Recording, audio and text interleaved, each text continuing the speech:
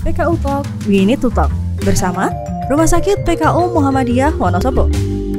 PKU Talk, We Need to Talk, channel podcast Rumah Sakit PKU Muhammadiyah Wonosobo hadir kembali bersama saya Mufid, sahabat PKU. Nah, kali ini kita akan membahas mengenai perkembangan bahasa dan bicara pada anak usia 0 sampai 2 tahun. Nah, sudah hadir bersama kami yaitu terapis wicara Rumah Sakit PKU Muhammadiyah Wonosobo, yaitu beliau Anissa Dian Amalia STR. Assalamualaikum Mbak Nisa. Waalaikumsalam warahmatullahi wabarakatuh. Sehat Mbak Nisa? Alhamdulillah sehat. Alhamdulillah, harus sehat ya Mbak ya. Iya. Nah, ini Mbak, apa yang akan kita obrolkan atau perbincangan itu sangat menarik sekali, khususnya orang tua. Ketika orang tua melihat anaknya yang usianya sekitar 0 sampai 2 tahun, ketika si anak belum mampu untuk berbicara atau belum menguasai kosakata dengan baik, itu akan orang tua akan merasa khawatir, muncul kekhawatiran. Nah, nanti akan dijelaskan oleh Mbak Nisa apa sih yang harus dilakukan ketika mengalami anak kita seperti itu, dan mungkin terapan-terapan yang bisa dilakukan di rumah ya Mbak ya. Nah Mbak, bagaimana sih perkembangan bahasa anak usia 0 sampai 2 tahun itu Mbak? Oke, ini untuk perkenalan bagi ibu-ibu baru ataupun yang belum tahu bahwa bahasa bicara anak ini ada 2, di mana anak ini memiliki pemahaman. Pemahaman itu adalah apa yang dimiliki oleh si anak. Contoh untuk mengetahui apa saja pemahaman anak, kita bisa menanyakan yang mana sapi. Misal kita punya gambar hewan, ada 2, ayam dan sapi. Mana sapi? Nah, kita kan jadi tahu anak ini ngerti nggak sih paham mana sapi. gitu ya? Nah, itu kan dia paham. Beda dengan bahasa ekspresif, di mana bahasa ekspresif kita akan memancing anak untuk dia mengeluarkan apa yang harus dia tahu. Kayak misalnya tadi gambar sapi. Kalau tadi suruh menunjuk, kalau untuk ekspresif, untuk melihat bicaranya dia, kita harus tanya, ini apa? Nah, seperti itu.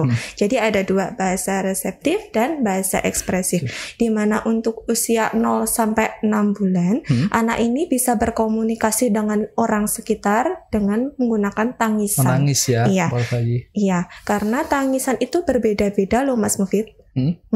Antara dia lapar, dia haus, lapar dan haus hampir sama. Untuk membedakan gimana Mbak? Mungkin rengekannya, pasti ibu atau orang tuanya akan paham anak itu marah atau nggak nyaman atau pipis ya, risih gitu, dia akan berkomunikasi dengan tangisan. Berkomunikasi juga melalui, kalau kita cara Jawa nih ngabani, nah dia akan tersenyum. Ya kan? Tadi apanya? Itu komunikasi. Untuk usia 7 sampai 12 bulan, dia sudah mulai meningkat, mulai ngoceh-ngoceh panjang, mulai mengerti namanya, kalau dipanggil dia noleh, terus kalau ibunya datang, dia pasti gelagatnya beda. Terus kalau ketemu orang baru, dia sudah mengerti itu bukan suara dari ayah ibuku gitu.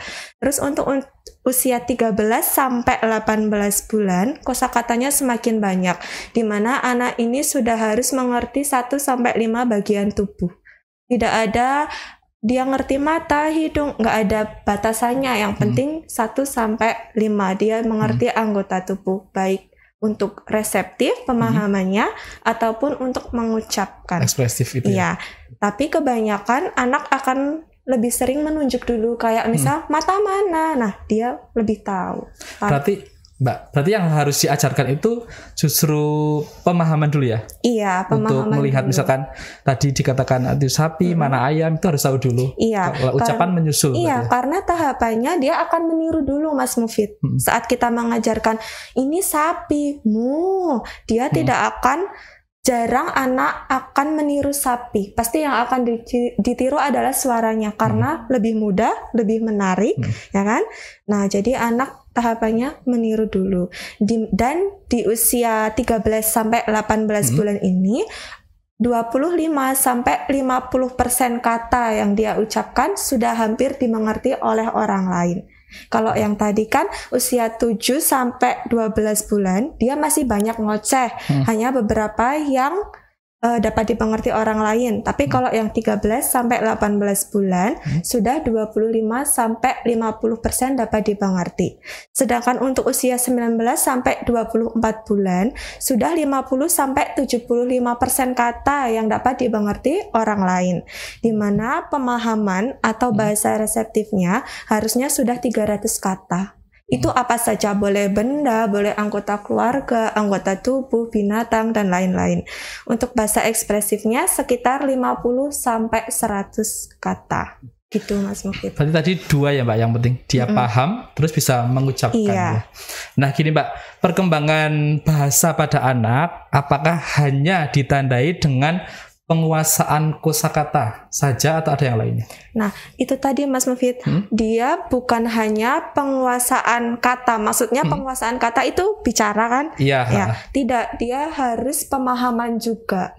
Jadi apa yang dia ucapkan dia harus paham, dan apa yang orang lain tanyakan dia bisa paham lalu bisa menjawab. Gitu. Tapi kebanyakan orang akan mengeluhkan, anak saya baru usia 18 bulan.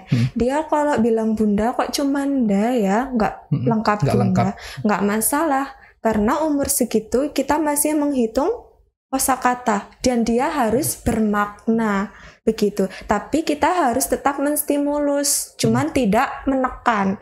Jadi kayak lebih kita mengejar untuk kosakatanya dia banyak dulu. Begitu.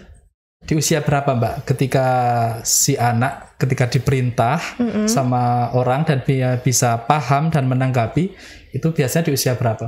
Dari 0 bulan, yang tadi pas diabani harusnya dia udah paham. Dari 0 berarti? Iya, harusnya kan perintah. Kalau anak kecil itu kan bukan diperintah, tapi kita udah hai, kita udah guyon, itu kan sama aja kita ngasih respon dan kita mau dan kita mau lihat bagaimana respon si anak tersebut. Oh, ternyata anak tersebut tersenyum kalau diabani ibunya. Oh, berarti dia senang. Kecuali misal Mas Mufid nggak kenal sama anak itu dan anak itu jarang lihat Mas Mufid, tiba-tiba Mas Mufid ngabani nangis ya biasanya. Iya, berarti kan dia paham dan ekspresinya dia dengan cara menangis karena dia nggak suka gitu. Jadi pokoknya untuk usia 0 sampai 6 bulan itu komunikasinya tidak harus berupa kata, bisa juga dengan gestur. Gitu. Siap. Nah ini Mbak, ada tidak hubungan antara kemampuan berbicara pada anak dengan kecerdasan anak itu sendiri, Dok? Ada. Kalau ditanya kok bisa gitu ya, ibarat anak A dan anak B. Yang satu normal, yang satu dia punya kecenderungan IQ di bawah rata-rata atau kurang ya. Nah, anak normal atau dengan status IQ yang lebih tinggi, otomatis dia mengejarnya akan lebih cepat. Contoh, kita akan mengajarkan dia bersepeda. Anak yang satu diajarkan sekali, 2 kali, 3 kali udah ngerti cara mengayuh. Tapi untuk anak dengan kecerdasan di bawah, pasti dia akan lebih banyak frekuensinya, akan beda perintahnya. Terus ngajarin prosesnya juga beda. Lama ya? Iya, lama. Otomatis akan berbeda. Nah, kapan sih orang tua itu mengalami kekhawatiran ketika anak belum mampu berbahasa atau berkosakata yang baik? Kalau untuk bahasa bicara pada anak, khususnya terapi bicara, kita bisa mengatakan warning. Itu saat usia 18 bulan, dia belum ada kosakata sama sekali, atau hanya 1 sampai 3. Itu udah warning. Baik 18 bulan tadi ya? Batasnya 18 bulan, baik pemahaman atau bicaranya. Kadang anak 18 bulan banyak yang mengeluh, anak ini kalau suruh nunjuk apa-apa bisa, disuruh apa-apa bisa. Tapi untuk bicaranya dia baru 1, misal maem, itu sudah warning. Tapi kalau dikatakan delay itu setelah 2 tahun. Setelah 2 tahun.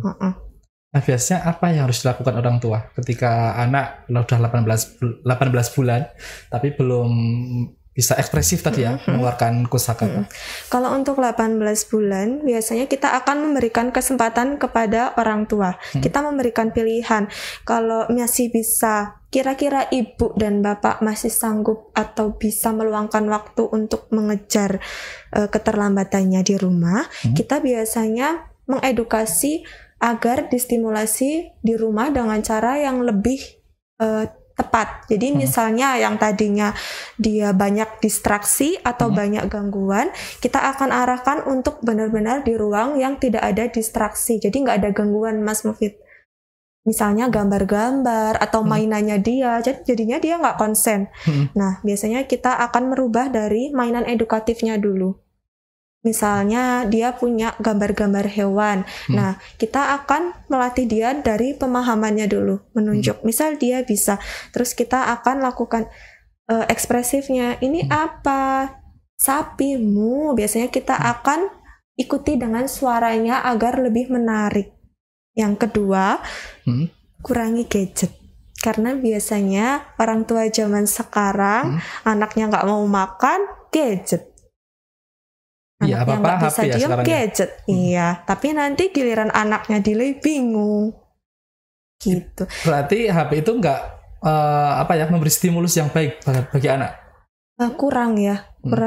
Malah kalau sebaiknya mungkin kalau memberi gadget itu saat dia sudah paham betul apa fungsinya. Kayak gitu. Kalau misal kita menyalahkan si gadget, karena gadget pun sebenarnya ada positifnya, tapi untuk usia segitu kayaknya belum saatnya, karena anak segitu belum bisa memilah positif dan negatifnya, kan orang tua yang bisa mengarahkan. Jadi mending diganti dengan mainan edukatif seperti itu. Tadi kan dijelaskan sama Mbak Nisa ketika si anak itu dibawa ke terapi bicara ya, yang dilakukan terapis ke anak. Nah, sebelum misalkan dibawa ke terapis, bisa nggak orang tua melatih di rumah?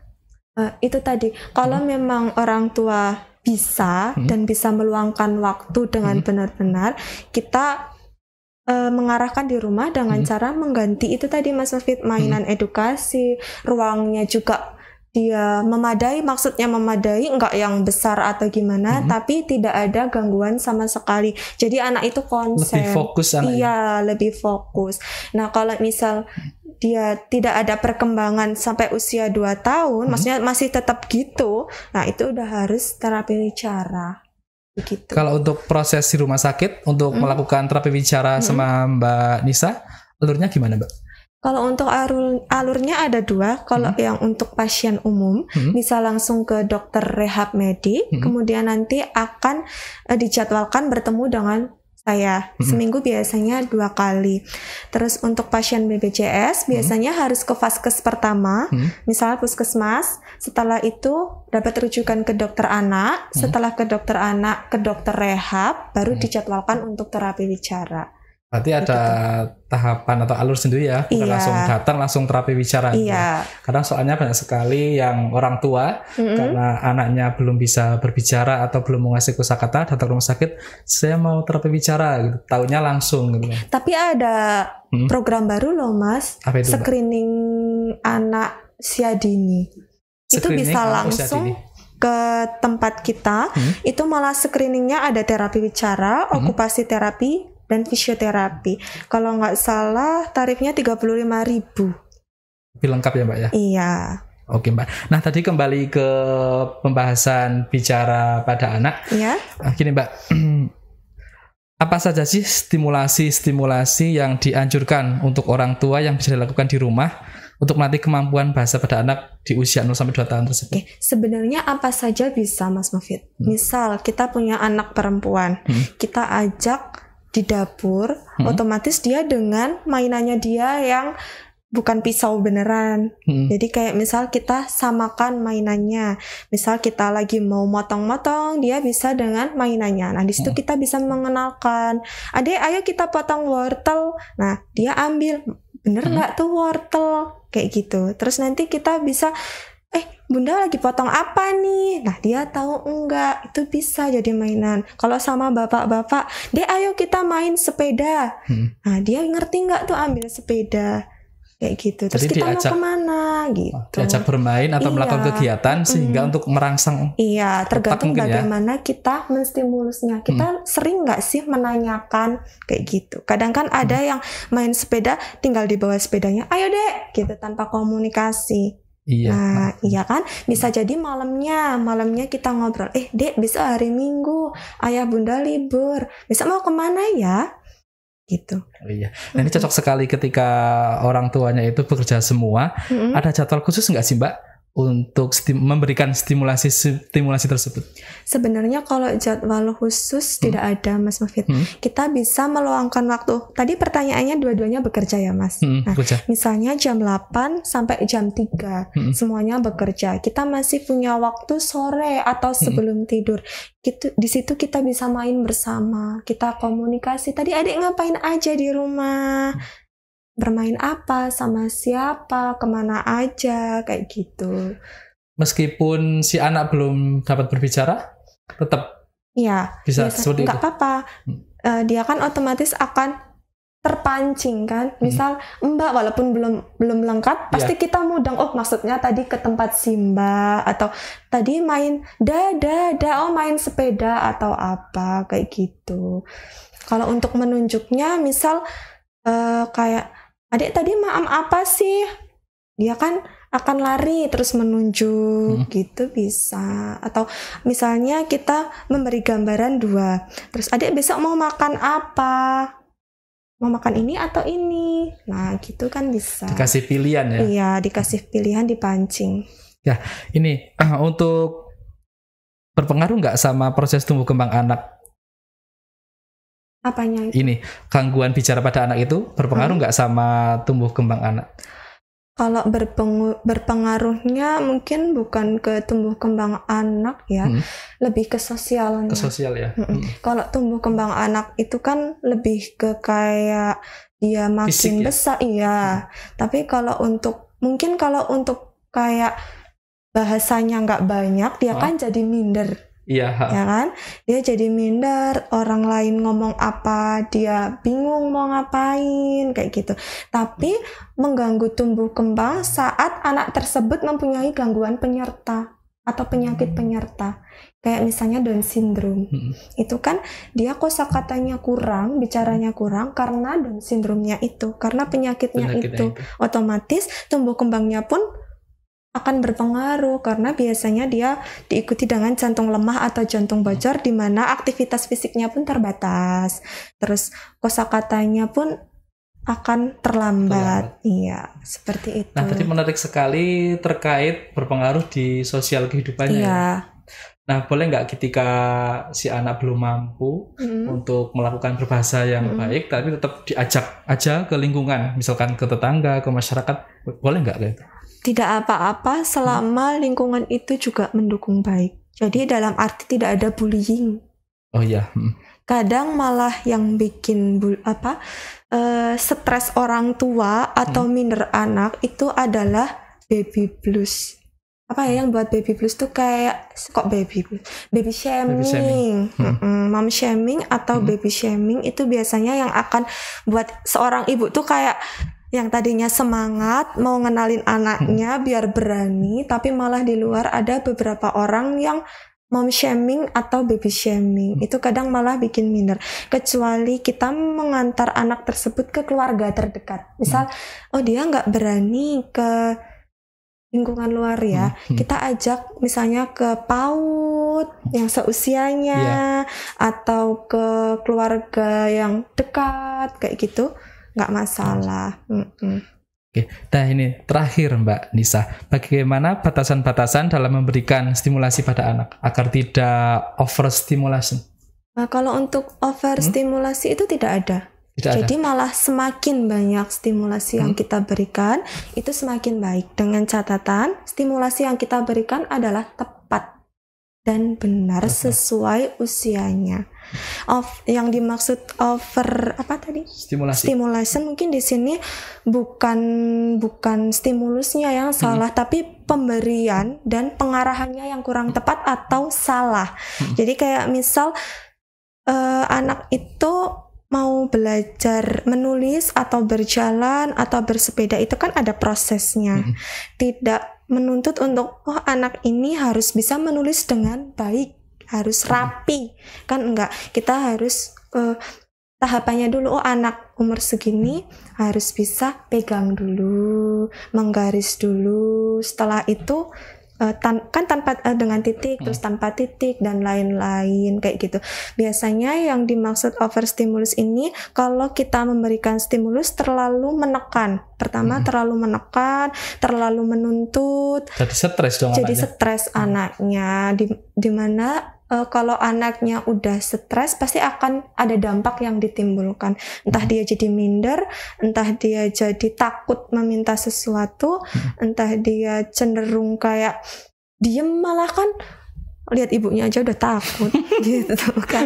Nah, jadi kalau overstimulasi tidak ada selama apa yang kita berikan itu benar dan tepat dengan usianya. Ya ibaratnya anak TK paling enggak mau meloncat ya usia TK kecil, meloncatnya ya TK besar. Enggak terus masih usianya TK kecil meloncatnya udah SD. Kayak kita udah SD dikasih pelajaran SD kelas 6 pun nggak bisa, kecuali mungkin SD kelas 1 dikasihnya kelas 2 itu masih nyerempet-nyerempet. Nah, tapi kalau udah ke kelas 6 ya stres kita. Nanti jadi tua belum saatnya ya. Tua dini itu namanya. Ya, Mbak Nisa, terima kasih sekali atas apa yang telah disampaikan. Tentunya sangat bermanfaat untuk sahabat PKU. Sahabat PKU jadi tahu nih bagaimana sih yang harus dilakukan ketika memiliki anak di usia 0 sampai 2 tahun belum menguasai kosakata yang bagus atau belum berbicara yang yang sewajarnya gitu Iya. Nah, untuk sahabat PKU, demikianlah podcast kali ini. Jangan lupa untuk like, komen, dan subscribe channel YouTube kami. Assalamualaikum warahmatullahi wabarakatuh. Sampai jumpa di channel podcast selanjutnya. PKU Muhammadiyah Wonosobo, keramahan sebenarnya.